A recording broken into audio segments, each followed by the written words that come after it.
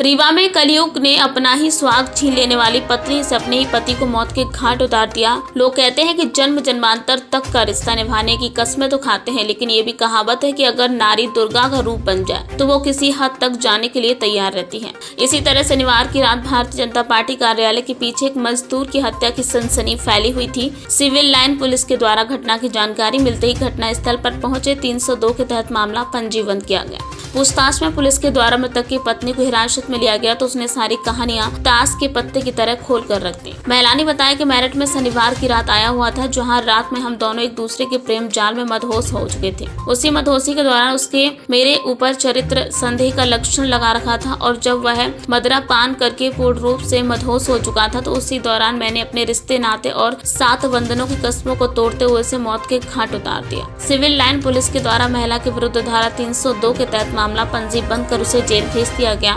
सवालिया निशान ये है कि अगर किसी भी व्यक्ति के ऊपर प्राणघात हमला होता है तो उसके मुंह में चिल्लाने की आवाज तो निकलेगी। घटना स्थल से लगे हुए दीवानों के अंदर सो रहे लोगों को चिल्लाहट गूंज की आवाज तक सुनाई नहीं दी। आखिर क्या कहानी है और क्या नहीं, ये तो भगवान और पुलिस जाने।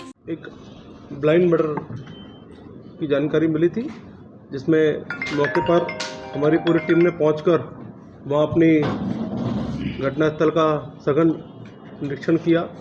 मौके पर फिंगरप्रिंट की टीम भी रही साथ में, और वहां पर हमारे सभी अधिकारियों ने पहुंचकर जब घटना का विवेचना प्रारंभ की तो उस दौरान जो मृतक है श्यामलाल कोल, उनकी जो पत्नी है गुड्डी कोल, उनके द्वारा भ्रमित करने का प्रयास किया गया।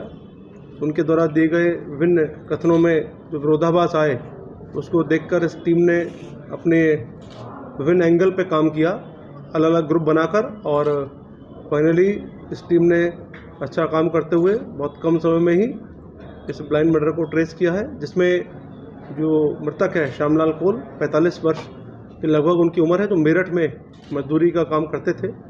वो घटना के एक दिन पूर्व ही रीवा जिला में आए थे वापस, और उनकी जो पत्नी है वो मिलकर अपने रिश्तेदार के घर गए हुए थे भोजन करने। लौट के आने के बाद एक निर्माणाधीन मकान में उन्होंने रात को विश्राम किया, जहां जो वर्तमान में स्थिति है, वर्तमान में जो पूछताछ के दौरान विवेचना के दौरान निकल कर आया है, वो पत्नी से लगातार जो झगड़ा हो रहा था और विभिन्न कारणों से दोनों में तनाव लगातार बना हुआ था।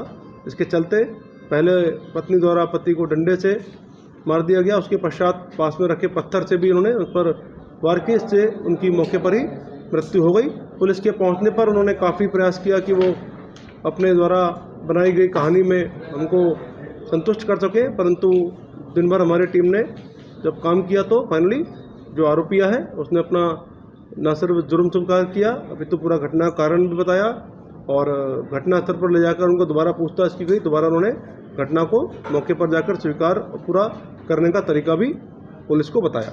इस प्रकार इस टीम ने अच्छा काम किया है। पूरी टीम को 5,000 रुपये का कैश रिवार्ड हम अपनी तरफ से देने की घोषणा भी करते हैं।